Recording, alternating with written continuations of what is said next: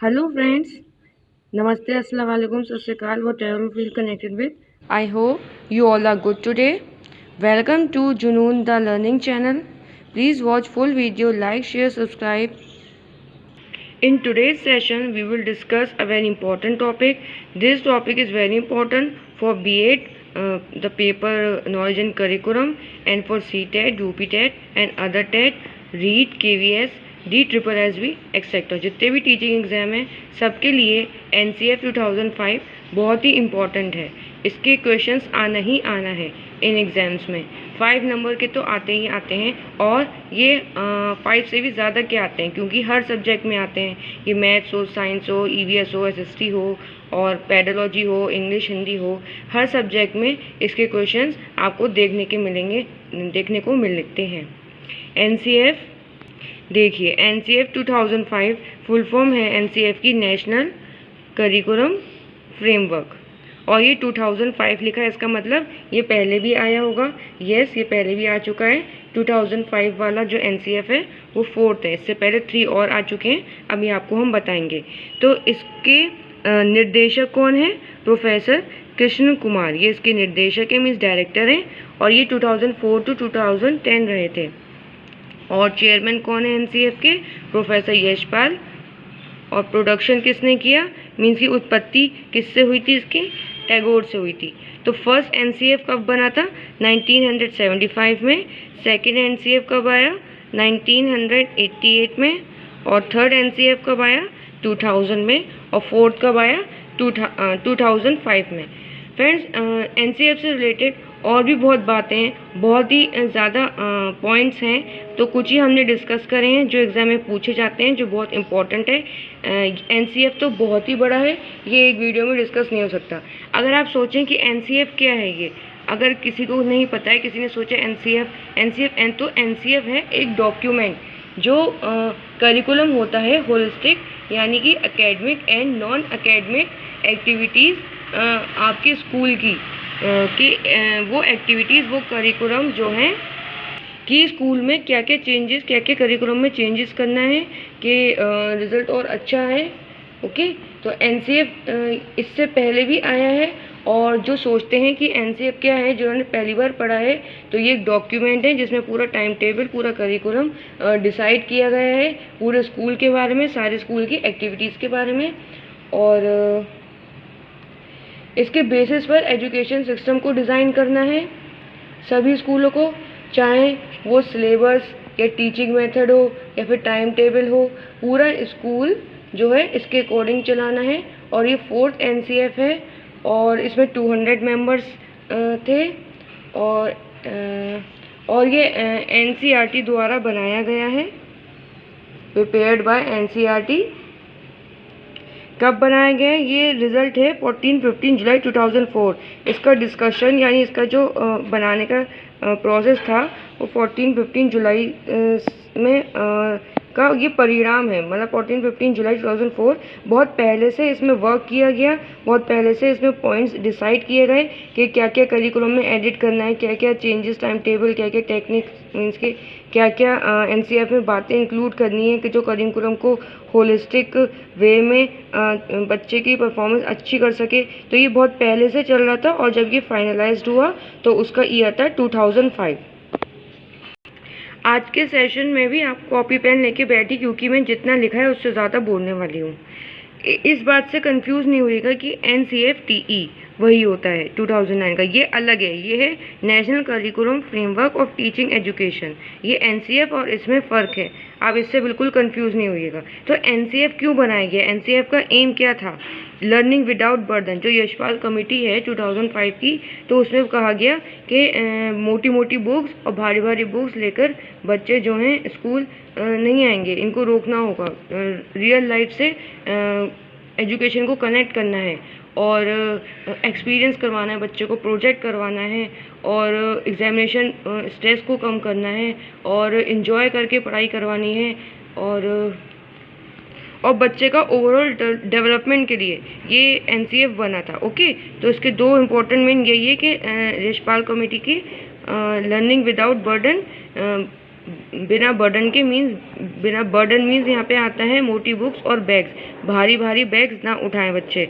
ये national focal group इसमें 21 थे, मीन्स के पोजीशन पेपर 21 आए थे, और नेशनल पॉलिसी ऑफ एजुकेशन 1986 भी इसमें शामिल है। तो आगे बढ़ते हैं, कुछ इम्पोर्टेंट बातें कुछ डिस्कस कर लेते हैं जो इसमें लिखी नहीं है, आप चाहो तो नोट कर लो। मैं बता रही हूँ एनसीएफ के बारे में, बहुत सारे पॉइंट्स हैं यहाँ पर, तो सिर्फ 60 ही पॉइंट्स लिखे होंगे कि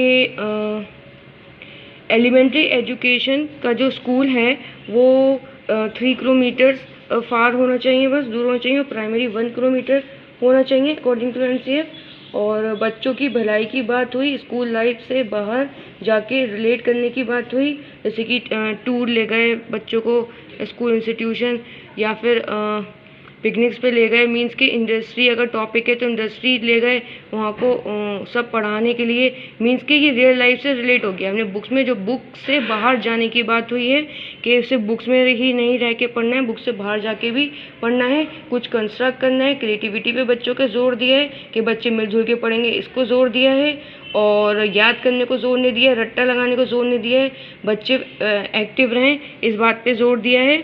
और कुछ टाइम पीरियड डिसाइड किया गया है टीचिंग का कि जो प्राइमरी क्लास है, प्राइमरी क्लास में जो टाइम पीरियड होगा वो होगा 30 मिनट्स, और 100 स्टूडेंट से ऊपर स्टूडेंट पर एक हेड मास्टर होगा। और जो एलिमेंट्री क्लास है उसमें 35 मिनट्स का पीरियड होगा, और 121 से ऊपर जब स्टूडेंट्स हो जाएंगे तो एक हेड मास्टर होना कंपलसरी है। और मदर लैंग्वेज को यहाँ पे फोकस किया गया है कि ज़्यादा मदर लैंग्वेज यूज़ की जाए, और 3 लैंग्वेज फार्मूला भी यूज़ किया गया है, वो आगे बताएंगे। और एक इम्पॉर्टेंट बात ये है, आप नोट कर लीजिए कि ये क्वेश्चन बहुत ही बार आया हुआ है सीटेट में, बहुत बार आया हुआ है सीटेट में। हमारा जो मेन मकसद है यहाँ पे पढ़ाने का वो सीटेट है, यूपी टेट पे इतना जोर नहीं दिया, जाकि सीटेट और पेडोलॉजी पे मैं आगे इतना फोकस करूँगी। और ये क्वेश्चन है कि according to NCF 2005 English is dash language, कौन सी लैंग्वेज होती है 2005 एनसीएफ के अकॉर्डिंग इंग्लिश? तो इसका आंसर होगा ग्लोबल लैंग्वेज, ठीक है, इसका आंसर होगा ग्लोबल लैंग्वेज। और अगर आता है अकॉर्डिंग टू एनसीएफ 2005 ऑब्जर्वेशन तो इंग्लिश इज डैश लैंग्वेज, तो आएगा सेकंड लैंग्वेज। अगर होता है अकॉर्डिंग टू एनसीएफ 2005 ऑब्जर्वेशन, अगर ऑब्जर्वेशन वर्ड आता है तो इंग्लिश जो है सेकंड लैंग्वेज है, और अगर ऑब्जर्वेशन नहीं आता है तो एनसीएफ 2005 के अकॉर्डिंग इंग्लिश जो है ग्लोबल लैंग्वेज है। ये एक वर्ड का डिफरेंस है, क्योंकि आप देखेंगे कहीं कहीं इंग्लिश को ग्लोबल माना गया है, कहीं कहीं इंग्लिश को सेकेंड लैंग्वेज माना गया है, तो इसका डिफरेंस यही है। ये बहुत इंपॉर्टेंट क्वेश्चन है और बहुत बार आया है, और इसमें कंफ्यूजन ये रहती है कि इंग्लिश को सेकंड लैंग्वेज लिखें या इंग्लिश को ग्लोबल लैंग्वेज लिखें, सीटेट में आया हुआ है बहुत बार। और इंडिया मल्टीलिंग्विज्म है, आगे कैरेक्टरिस्टिक्स में मीन्स आगे इसके कंटेंट में हम पढ़ेंगे कि एनसीएफ मैंने जो आपको बताया कि एनसीएफ सारे सब्जेक्ट्स के पीछे पढ़ा है, किसी सब्जेक्ट को उसे पीछे नहीं छोड़ा है, और हर सब्जेक्ट में एनसीएफ 2005 के क्वेश्चन आते हैं। तो ये आपको बहुत इंपॉर्टेंट टॉपिक है, इसको आपको बहुत अच्छे से प्रिपेयर करके जाना है। और बीएड में भी आपका आता है सीटेट, यूपी टेट, री, केवीएस, DSSS भी एक्सेट्रा, सारे टीचिंग एग्जाम में एनसीएफ बहुत ही इंपॉर्टेंट है। तो अब स्टार्ट करते हैं कि एनसीएफ ने क्या क्या कहा है। कंस्ट्रक्टिविज्म पे उसने जोर दिया है बहुत, यानी रचनावाद, मीन्स के बच्चा खुद कंस्ट्रक्ट करे, ओके, टीचर से उसको सपोर्ट कर दे, उसको सिर्फ मीन्स कि उसको बता दे कि ऐसे करना है, वो खुद अपनी एक्टिविटी वो खुद परफॉर्म करे, वो खुद कुछ नया करने की कोशिश करे, वो खुद अपने आइडियाज़ डेवलप करे, अपना ब्रेन चला के कुछ नया करने की कोशिश करे, कुछ क्रिएट करे, और आपस में एक दूसरे के साथ सीखे। फॉर एग्जाम्पल प्रोजेक्ट्स क्यों दिए जाते हैं? प्रोजेक्ट्स दिए जाते हैं, मॉडल दिए जाते हैं कि बच्चा कंस्ट्रक्ट करेगा, बच्चा कंस्ट्रक्ट करके कुछ नया बनाया जाएगा, कुछ नया बनाएगा। तो कंस्ट्रक्टिविज्म यानी रचनावाद में यही है कि बच्चा कुछ नया बनाए, अपने खुद ब्रेन यूज़ करे, और टीचर की सपोर्ट के बिना ही, मीन्स कि टीचर के इंस्ट्रक्शन लेने के बाद वो अपना खुद से ही अपनी क्रिएटिविटी करे। डिफरेंट स्टूडेंट्स में डिफरेंट व्यूज़ आते हैं, तो अलग अलग व्यूज़ से वो कुछ भी कंस्ट्रक्ट कर सकते हैं। अलग अलग व्यूज़ अपने अगर देंगे तो कुछ नया ही बनेगा। हर स्टूडेंट के माइंड अलग होता है, हर स्टूडेंट जो है अलग अलग कोई भी एक्टिविटी परफॉर्म कर सकता है। Okay. Second is project method. अगर बच्चे को प्रोजेक्ट दिया जाएगा तो वो अपने अंदर का कोई भी जो अपनी बुक से हटकर कुछ करेगा। प्रोजेक्ट मेथड में क्या करेगा, अपनी बुक से हटकर कुछ करेगा, कुछ नया करने की कोशिश करेगा, प्रोजेक्ट्स बनाएगा और डिफरेंट जगह से इंफॉर्मेशन सर्च करके उस प्रोजेक्ट को मीन्स के कंप्लीट करा जाएगा। और ज़रूरी नहीं है कि एक ही बुक, उसमें बहुत सारे रिसोर्स चाहिए होते हैं और किसी भी प्रोजेक्ट को बनाने के लिए। नेक्स्ट है बहुत इंपॉर्टेंट, लर्निंग बाय डूइंग। तो लर्निंग बाय डूइंग में क्या है, बच्चा जो है करके सीखेगा। हैंड्स ऑन प्रैक्टिस मीन्स सिर्फ बुक को रट्टा नहीं लगाना है, सिर्फ बुक्स का जो लिखा हुआ है वो याद नहीं करना है। बच्चा जो है डिफरेंट एक्टिविटीज़ करेगा, खुद करेगा तो अच्छे से सीखेगा, जिससे उसको एक्सपीरियंस होगा, खुद करने पे उसका एक्सपीरियंस बढ़ेगा और उसको सीखने को मिलेगा। फिर नेक्स्ट है एक्टिव पार्टिसिपेशन।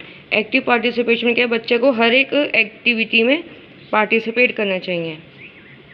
एक्टिव पार्टिसिपेशन, बच्चे को हर एक एक्टिविटी में पार्टिसिपेट करना चाहिए, चाहे वो एकेडमिक हो या नॉन एकेडमिक हो। ये एनसीएफ हमारा कहता है वो और जो इवैल्यूएशन होता है फिर उस बच्चे का वो ओवरऑल होता है, उसमें एकेडमिक भी परफॉर्मेंस नोट की जाती है और नॉन एकेडमिक भी, मीन्स करिकुलर और को करिकुलर, स्कॉलास्टिक और को स्कॉलास्टिक। तो कहने का मतलब ये है कि बच्चे को पढ़ाई में भी ध्यान देना चाहिए और अदर प्रोजेक्ट वर्क्स हैं और खुद कंस्ट्रक्ट करना है, खुद एक्सपीरियंस करना है, गेम्स हैं और डिफरेंट एक्टिविटीज़, एक्सपेरिमेंट्स हैं और कोई भी फन एक्टिविटी होती है वो हैं, कोई कंपटीशन है, क्विज हैं, हर चीज़ में पार्टिसिपेट बच्चे को करना चाहिए एनसीएफ के अकॉर्डिंग। फिर नेक्स्ट है चाइल्ड सेंटर्ड, मीन्स कि बच्चे को प्राइमेसी देनी है, बच्चे को प्राथमिकता देनी है, बच्चे के हिसाब से करिकुलम और मीन्स के स्कूल के रूल्स होंगे। अगर कोई इंक्लूसिव बच्चा है, मीन्स कि अगर कोई डिसेबल बच्चा है तो उसके अकॉर्डिंग टीचिंग मटेरियल यूज़ होगा और अगर कोई एबल बच्चा है तो उसके अकॉर्डिंग भी मीन्स टीचिंग मटेरियल यूज़ होगा। कहने का मतलब ये है कि अगर बच्चा फेल होता है तो इसका ये नहीं बच्चे में कमी है, इसका मतलब स्कूल का सिस्टम चेंज किया जाए। स्कूल में कमी, इसका मतलब स्कूल सिस्टम हैज़ फेल्ड, इसका मतलब ये होता है। तो कहने का मतलब ये है कि यहाँ पे बच्चे को इम्पोर्टेंस दी जाती है, बच्चे को सेंटर में रख के एजुकेशन दी जाती है और बच्चे का पूरा ख्याल रखना होता है। और अगर स्टूडेंट को कोई भी बात समझ नहीं आ रही है तो टीचर उसकी हेल्प करेगा, डिमॉन्स्ट्रेट करके नहीं देगा, पूरा आंसर नहीं बताएगा, सिर्फ उसकी थोड़ी सी हेल्प करनी है, स्कैफोल्डिंग देनी है बस। नेक्स्ट है टीचर एज फैसिलिटेटर। टीचर जो है फैसिलिटेटर है, ये बहुत इम्पोर्टेंट वर्ड है जो बहुत ज़्यादा पूछा जाता है, मीन्स सुविधादाता। फैसिलिटेटर का मीन्स होता है मीन्स कि टीचर सिर्फ हमें सुविधा देगा और हमें फैसिलिटीज़ देगा और हमें करना खुद है, हमें प्रोजेक्ट खुद करना है अपना, हमें कंस्ट्रक्ट खुद करना है, हमें अपना वर्क खुद करना है, खुद करके सीखना है। टीचर सिर्फ हमें बताएगा, टीचर सिर्फ हमें हेल्प करेगा। ऐसा नहीं है कि वो पूरा ही आंसर लिख के दे दे, पूरा ही क्वेश्चन लिख के दे दे। एनसीएफ ऐसा नहीं कहता है, एनसीएफ कहता है कि सिर्फ टीचर फैसिलिटेट करेगा, फैसिलिटीज़ प्रोवाइड करेगा, मीन्स सिर्फ तो हेल्प करेगा थोड़ी सी, और बच्चे को अपना काम स्वयं करना है, खुद करना है। सेवेंथ इज क्रिटिकल थिंकिंग बच्चे की क्रिटिकल होनी चाहिए, मीन्स के अकॉर्डिंगली सोचे, जहाँ पे उसको जो सोचना है वो उसके अकॉर्डिंग सोचे और मीन्स के अपना ब्रेन लगाए। नेक्स्ट है नो रोड लर्निंग, याद नहीं करवाना है, सिर्फ समझना है, कॉन्सेप्ट क्लियर करना है। ऐसा नहीं है कि समझ नहीं आया और लर्न कर लिया, लर्न तो सिर्फ फॉर्मूलेट किया जाता है, बल्कि फॉर्मूले को भी समझ के अगर लर्न करें तो भी ठीक रहता है। तो रोड जो है नहीं करना है हमें, ये नेगेटिव वर्ड है। अगर रोड लर्निंग कहीं पर भी आता है तो वो आपका आंसर नहीं है, वो आंसर आपका रॉन्ग हो जाएगा। आगे मेमोराइजेशन, ये जो मेमोराइजेशन है ये भी नेगेटिव वर्ड है। मेमोराइजेशन बिल्कुल नहीं करवाना है बच्चों से, याद बिल्कुल नहीं करवाना है। और हैंड्स ऑन एक्सपीरियंस, ये जो है पॉजिटिव है, मीन्स के बच्चों को खुद करके सीखना है, उनको हैंड्स ऑन एक्सपीरियंस अपने हैंड से करके सीखें और सिर्फ बुक्स पे डिपेंड ना रहें। नेक्स्ट है बच्चों को इंजॉय कराना है लर्निंग, लर्निंग को एंजॉय कराना है, सिर्फ याद नहीं कराना है, सिर्फ बर्डन नहीं बनाना है कि पढ़ाई पढ़ाई पढ़ाई पढ़ाई कर लो, बच्चे दुखी हो गए पढ़ाई करते रहें, अरे पढ़ाई का बोझ है, एग्जाम आने वाले हैं। उनको जो है ऐसी लर्निंग करवानी है जिसमें वो एंजॉय करें। जैसे कि प्रोजेक्ट दे सकते हैं, विजिट करा सकते हैं, टूर करा सकते हैं, और इन्जॉय कैसे करा सकते हैं, ऑडियो वीडियो सीरीज़ दिखा के, चार्ट्स दिखा के, डिफरेंट टीचिंग मटेरियल यूज़ करा के उनको इन्जॉय कराना है। नेक्स्ट है क्रिएटिविटी, ये बहुत इंपॉर्टेंट है, बहुत। क्रिएटिविटी बच्चों से तो करानी ही करानी है, उनको कुछ नया करने को देना है वो, जिससे कि उनका ब्रेन इंक्रीज हो। ब्रेन जितना चलाएंगे उतना ज़्यादा इंक्रीज होता है। बच्चों को क्रिएटिव बनाना है, कुछ नया वो खुद से करें, ऐसा उनके साथ पढ़ाई करानी है। और मीनिंगफुल लर्निंग जो है मीनिंगफुल करानी है। पॉजिटिव वर्ड है, मीनिंगफुल मीन्स के जो करके कुछ सीख रहे हैं वो कराना है, उसमें याद नहीं कराना है। जब लर्निंग कराना है तो उसका मतलब समझा के लर्निंग करें, मतलब उसका समझ जाए, मीन्स के मीनिंगफुल हो जाए, फिर उसको आप लर्न करें। रिलेट टू रियल लाइफ से रिलेट करना, बहुत क्वेश्चन आएंगे, बहुत इंपॉर्टेंट है ये सीटेट के लिए।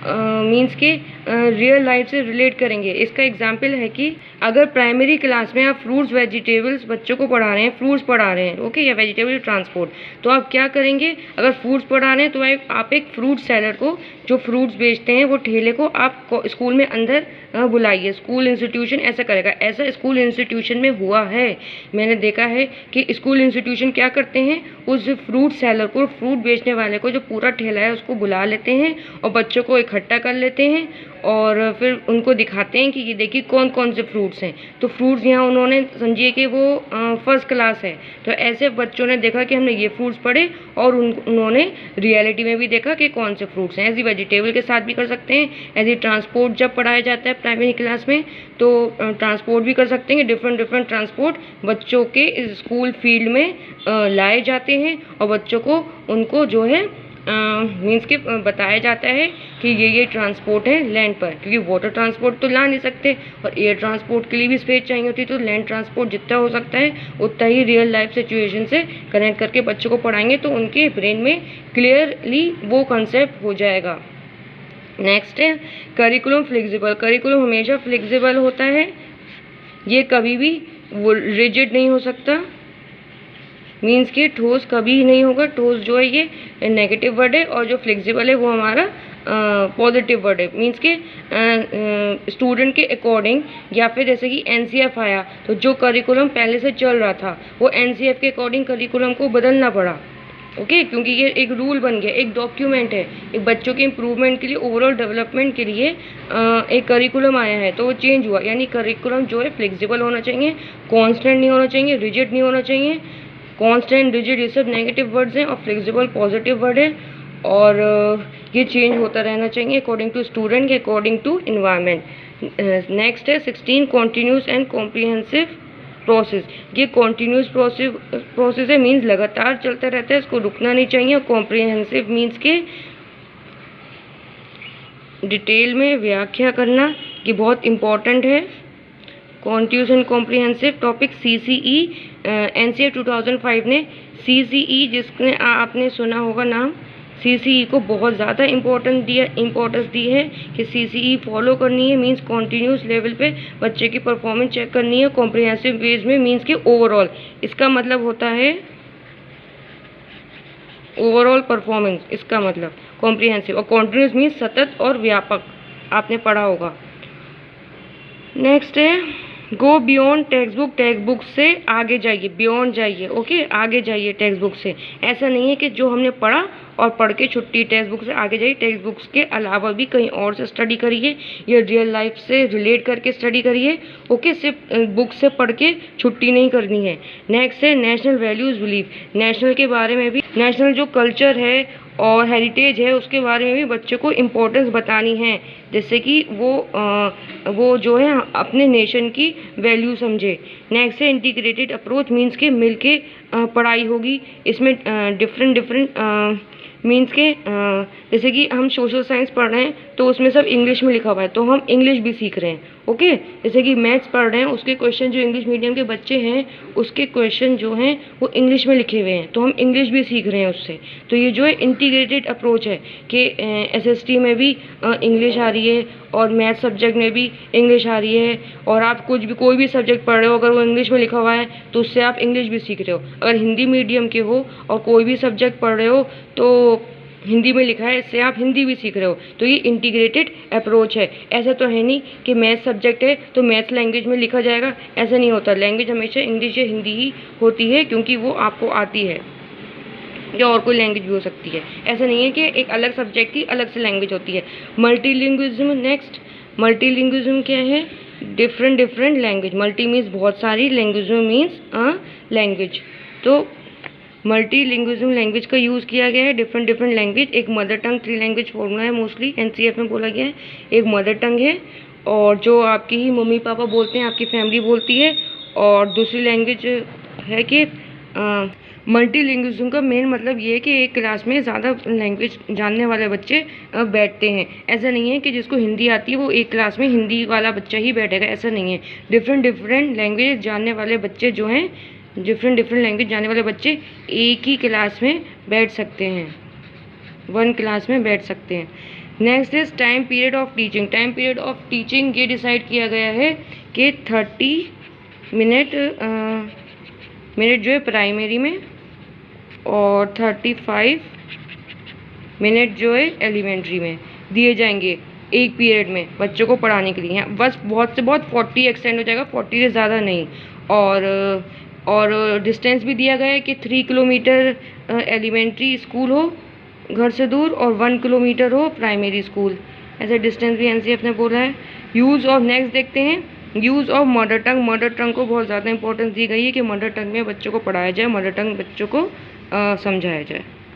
Next is 3 language formula. ये 3 से यहाँ पे मतलब है कि एक तो मदर लैंग्वेज हो गई, और एक हो गई स्टेट की लैंग्वेज जो आपकी स्टेट में बोली जाती है, और एक हो गई और कोई ग्लोबल लैंग्वेज, और कोई मॉडर्न इंडियन लैंग्वेज। ओके, अगर आपके स्टेट में हिंदी बोली जाती है तो आपकी जो है हिंदी या इंग्लिश सेकंड लैंग्वेज हो गई, और अगर आपके स्टेट में हिंदी नहीं बोली जाती है तो आपकी सेकंड लैंग्वेज हो जाती है वो जो लैंग्वेज जो आपकी स्टेट में बोली जाती है। एक जो घर में बोली जाती है वो लैंग्वेज होती है मदर लैंग्वेज, एक जो स्टेट में बोली जाती है वो होती है स्टेट लैंग्वेज। 2 लैंग्वेज हो गई, और थर्ड लैंग्वेज वो होती है कोई भी modern India language. Next is interdisciplinary approach. Interdisciplinary approach से ये मतलब है कि जो डिफरेंट सब्जेक्ट्स हैं तो उसमें इंग्लिश का भी यूज़ हो रहा है, हिंदी का भी यूज़ हो रहा है। मीन्स के अलग अलग लैंग्वेजेस में अलग अलग लैंग्वेजेस का यूज़ होना। अगर एक सब्जेक्ट है तो उसमें एक सब्जेक्ट है तो एक ही सब्जेक्ट में डिफरेंट लैंग्वेज यूज़ कर रहे हैं, इंटरडिसिप्लिनरी अप्रोच हो रहा है।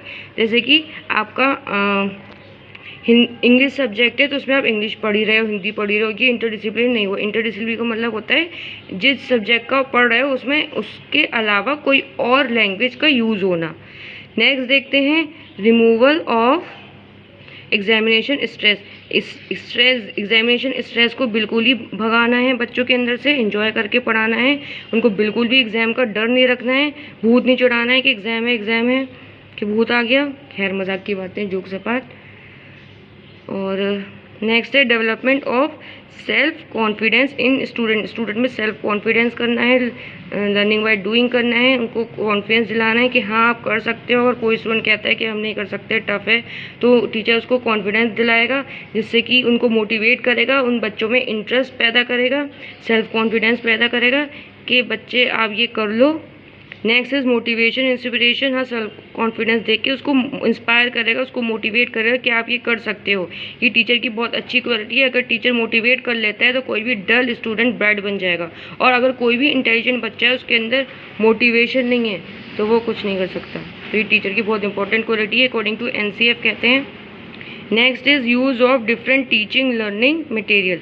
Different teaching learning material use करना है बच्चे के अकॉर्डिंग, जिससे कि बच्चे का कंसेप्ट क्लियर हो जाए। अगर वो इंक्लूसिव बच्चा है, मीन्स कि अगर वो इंक्लूसिव मीन्स नहीं कि अगर वो डिसेबल बच्चा है तो उसके according teaching learning material use किया जाए। हेयरिंग इम्पेयर्ड के लिए विजुअली कुछ करा जाए, विजुअल इम्पेयर्ड के लिए कुछ हेयरिंग का किया जाए, एक्सेट्रा एक्सेट्रा। मीन्स के different teaching learning materials teaching learning aids हो गए, जैसे कि चार्ट हैं, ऑडियो विजुअल सीडीज़ हैं और बहुत से फ्लैश कार्ड्स ये सब आते हैं प्राइमरी क्लास में, और पोस्टर्स होते हैं बच्चों को जिससे कि पढ़ाया जाए। अगर एनिमल्स पढ़ा रहे हैं तो एनिमल्स के पोस्टर्स दिखाए जाते हैं, वाइल्ड एनिमल्स ये हैं तो कुछ दिखा के अगर पढ़ाएंगे, बुक्स के अलावा कुछ शो करके पढ़ाएंगे, डिफरेंट चीज़ें यूज़ करके पढ़ाएंगे तो बच्चों को अच्छे से याद रहेगा।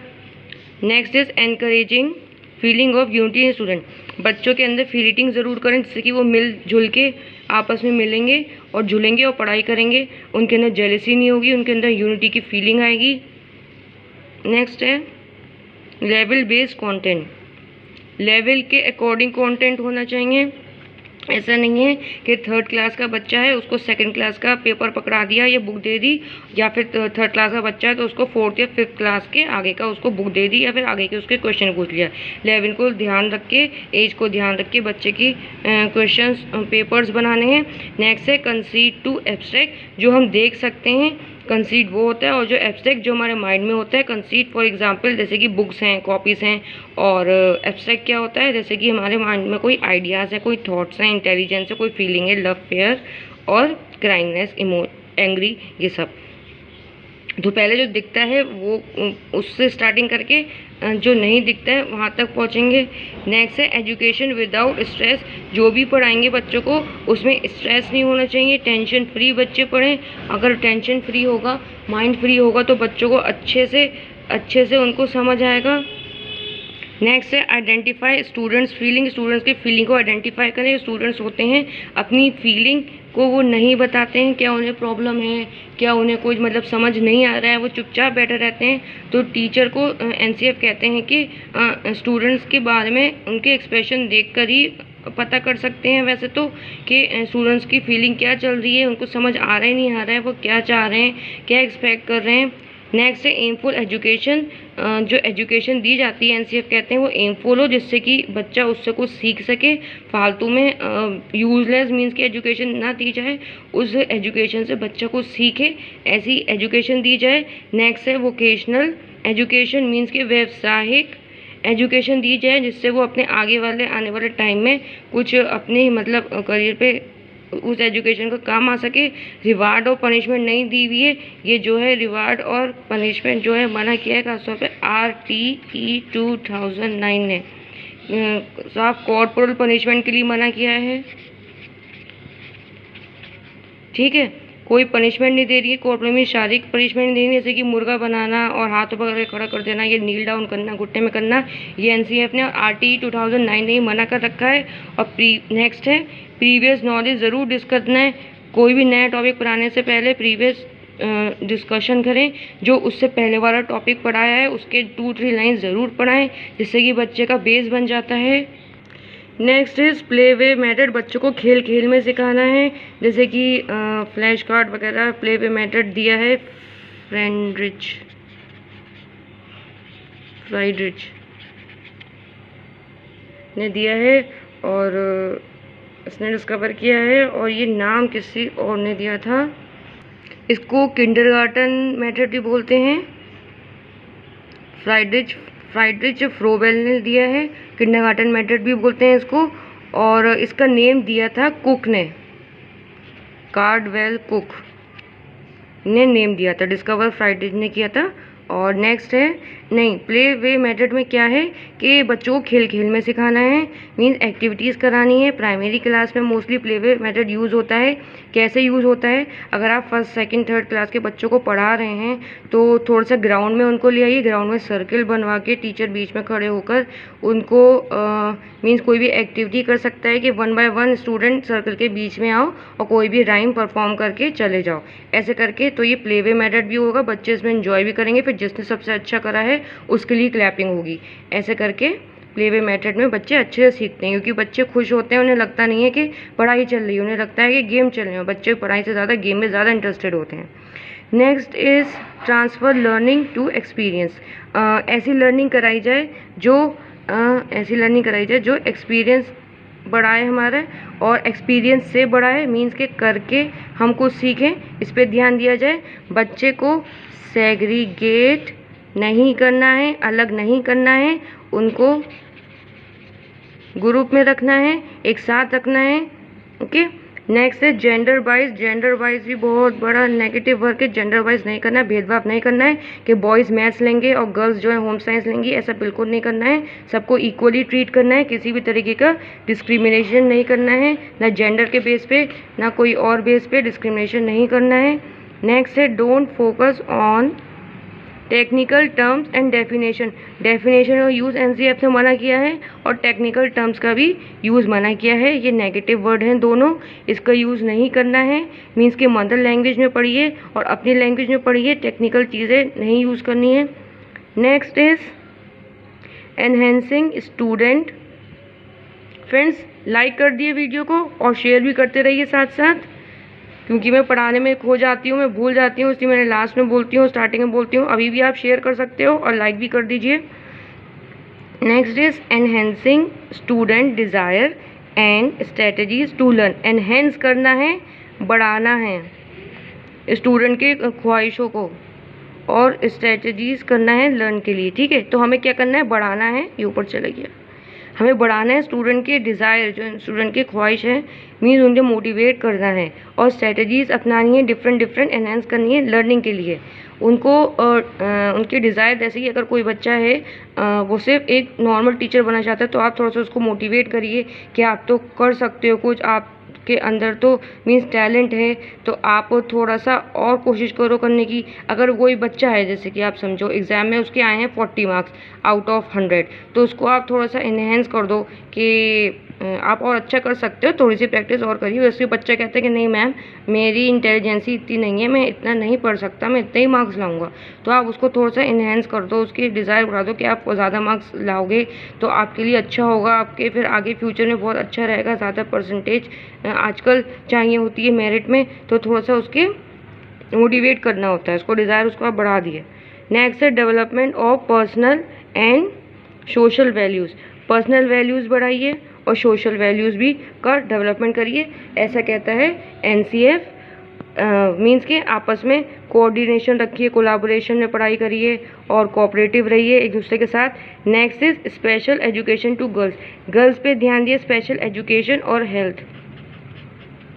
एनसीएफ ने स्पेशल एजुकेशन और गर्ल्स के लिए हेल्थ पर भी फोकस किया है, और एनसीएफ ने क्या किया है, एम्फेसिस किया है, मीन्स जोर दिया है परी पर। परी मीन्स पार्टिसिपेटरी एक्टिविटी बेस्ड और रिक्रिएशनल और इंटरेस्टिंग और इंटरेक्टिव एंड लर्निंग। मीन्स बच्चों को ज़्यादा से ज़्यादा पार्टिसिपेट करवाना है डिफरेंट एक्टिविटीज़ में, रिक्रिएशन में, और उनको इंटरेक्टिव और इंटरेस्टिंग लर्निंग, उन लर्निंग के अंदर उनका इंटरेस्ट पैदा करना है। इंटरेक्टिव मीन्स के लोगों से बात करनी है, कम्युनिकेशन रखना है, कोलैबोरेटिव एंड कोऑपरेटिव लर्निंग करानी है। और क्या कहता है NCF, primacy of active learner. Active जो लर्नर्स है उनको प्राइमेसी देनी है, एक्टिव लर्निंग एक्टिव करानी है बच्चों की।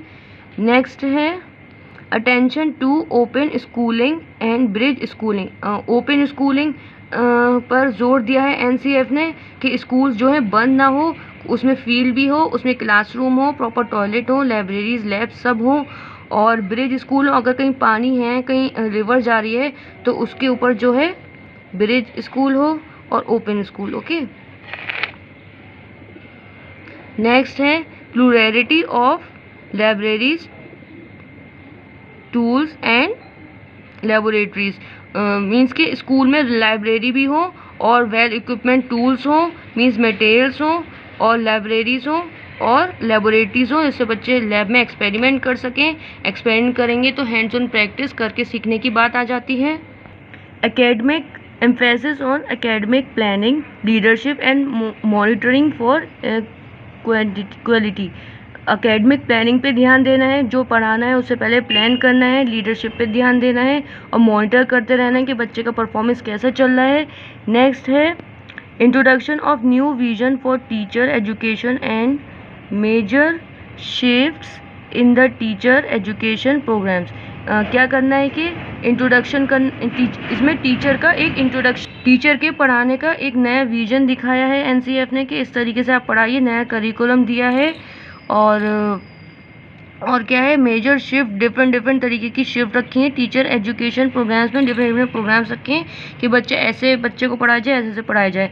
नेक्स्ट है emphasis on paper setting, examining and reporting. इस पे जोर दिया गया है कि पेपर सेटिंग बच्चे का कैसा हो और एग्जामिंग और रिपोर्टिंग कैसी हो।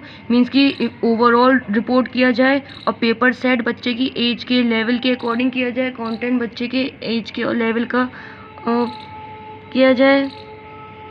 पेपर सेटिंग, ओके, रिपोर्टिंग और एग्जामिंग पे ध्यान जाए, ठीक है। नेक्स्ट है रिवार्ड और पनिशमेंट बिल्कुल नहीं देनी है, नेगेटिव वर्ड है। और क्या है, लेबल नहीं करना है, अप्रिशिएट अ स्टूडेंट, लेबल नहीं करना है। मीन्स कि किसी भी एक बच्चे को तारीफ़ नहीं करनी है सबके सामने, जिससे कि और बच्चे उससे जेलस फील हो, नेगेटिव वर्ड है ये।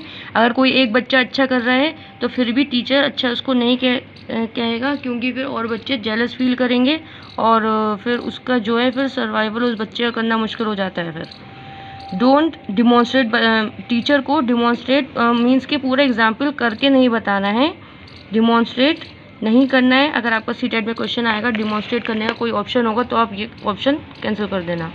डिमॉन्स्ट्रेट नहीं करना है, मीन्स डिमॉन्स्ट्रेट मीन्स करके दिखाना नहीं करना है, एग्जाम्पल नहीं पूरा सॉल्व करके देना है बच्चों को खुद करने देना है, खुद कंस्ट्रक्ट कराना है, खुद करके सीखें। वो जितनी बार गलत करेंगे वो खुद करके सीखेंगे। और don't correct the wrong answers of student, let them do own. बच्चे को खुद करेक्ट नहीं करना है, टीचर को क्या है, टीचर को करेक्ट नहीं करना है रॉन्ग आंसर को, ओके। बच्चा जो है खुद करेगा, खुद करेक्ट करेगा। आपसे उसको समझाइए, वो खुद अपनी गलती ढूंढेगा और खुद अपनी गलती जो है सही करेगा। Next is give opportunities facilities. Teacher का काम है अपॉर्चुनिटीज़ देना और फैसिलिटीज़ देना। ये पॉजिटिव वर्ड है और इम्पोर्टेंट वर्ड है। जहाँ पर भी सीटेट के उसमें ऑप्शंस में होता है कि अपॉर्चुनिटीज़ दें बच्चों को, ज़्यादा से ज़्यादा फैसिलिटीज़ दें, ज़्यादा से ज़्यादा इनकरेज करें, इंस्ट्रक्शन दें, तो उसमें मीन्स के ये वर्ड्स पॉजिटिव हैं, ये अच्छे सेंटेंसेस हैं, ये करेक्ट सेंटेंस होते हैं। लेकिन पूरा सेंटेंस पढ़े बिना हम कुछ कह भी नहीं सकते। बच्चों को एनकरेज करना है, उनको आगे बढ़ने के लिए एनकरेज करिए, ज़्यादा से ज़्यादा उनको मीन्स के प्रभावित करिए, एनकरेज मीन्स के आगे बढ़ने के लिए उनको उकसाइए। और गिव डिफ्रेंशिएटेड इंस्ट्रक्शन, डिफरेंट जो है इंस्ट्रक्शन देना है बच्चों को, डिफरेंट टाइप के, okay. Different strategies, different techniques बच्चों को बतानी है टीचर को एनसीएफ के अकॉर्डिंग, कि कोई भी मेथड करने को ऐसा नहीं है कि एक यूनिफॉर्म मेथड नहीं रखना है, नो यूनिफॉर्म मेथड, सेम कोई चीज़ नहीं करानी है, डिफरेंट यूज़ करना है, वेरियस इंस्ट्रक्शन और मेथड यूज़ करने हैं, सेम नहीं कराना है कुछ भी, ओके। यूनिफॉर्म नहीं देना है, नो यूनिफॉर्म मीन्स कि नो यूनिफॉर्म के लिए नहीं, सेम कोई चीज़ नहीं पढ़ानी है, डिफरेंट पढ़ानी है, वेरियस टेक्निक यूज़ करनी है, डिफरेंट इंस्ट्रक्शन यूज़ करने हैं।